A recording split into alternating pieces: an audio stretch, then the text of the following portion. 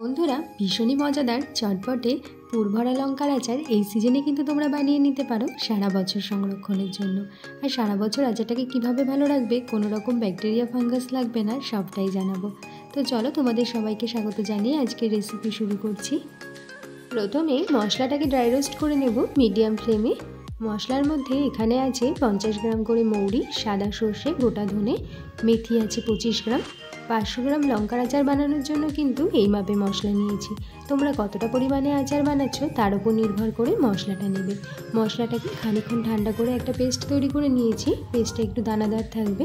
এখন দিয়ে দেবো 1 চামচ লবণ, 1 চামচ লাল লঙ্কার গুঁড়ো, 3 চামচ ভিনিগার অ্যাড করে দিচ্ছি। ভিনিগারটা কিন্তু অবশ্যই দিতে হবে। ভিনিগার দেওয়ার ফলে আচার অনেক দিন পর্যন্ত লাস্টিং করবে। আর ভিনিগারটাকে মশলার সাথে কিন্তু ভালোভাবে মিলিয়েও নিতে হবে। এখানে সর্ষের তেল আছে 200 গ্রাম। উষ্ণ গরম করে নিয়ে কিছুটা তেল মশলার ভেতর দিয়ে দেব।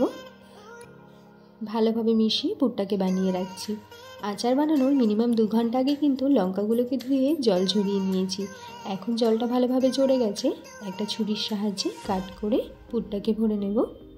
এই আচারটা খেতে এতটাই টেস্টি হয় বন্ধুরা, তোমরা কিন্তু যে কোনো নিরামিষ সবজি, রুটি, পরোটা সব কিছুর সাথে মোটামুটি ট্রাই করতে পারবে।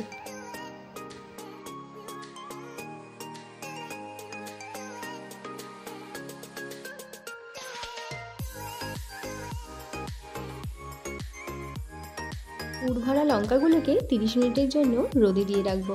এতে করে কিন্তু লঙ্কার ভেতর যদি কোনো এক্সট্রা জল থেকেও থাকে সব শুকিয়ে যাবে। 30 মিনিট পর দেখো একটা জারের ভেতর লঙ্কাগুলোকে নিয়ে নিচ্ছি। এই জারটাকেও কিন্তু গরম জলে ধুয়ে রোদে শুকিয়ে নিয়েছি। এই প্রসেসগুলো মেনটেন করলে আচার কিন্তু অনেক দিন পর্যন্ত ভালো থাকবে। সর্ষের তেলটা গরম করে রেখেছিলাম, ঠান্ডা হবার পর সেটাকে অ্যাড করে দেবো। লঙ্কার আচার কিন্তু একদম তৈরি বন্ধুরা। এখন নিয়মিত রোদে দিলেই এটা খাওয়ার উপযুক্ত হয়ে উঠবে। আজকের রেসিপিটা তোমাদের কেমন লাগলো অবশ্যই কিন্তু কমেন্টে জানিও। আর ভালো লাগলে লাইক শেয়ার করতে ভুলে যেও না কিন্তু।